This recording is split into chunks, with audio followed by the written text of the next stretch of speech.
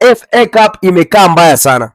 Jana Chelsea wamemfinya Hull City 4 goals. Imagine 4 goals. Ndio hii leo Man City wamefinya Salford 2 goals. Aya, ndio huyo hapa Liverpool. Liverpool at least amepiga timu ina make sense.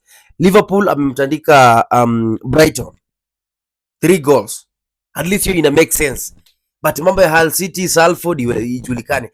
Alafu kesho kuna Manchester. No. Kesho kuna Arsenal sasa. Arsenal inacheza dhidi ya Wigan FC surely.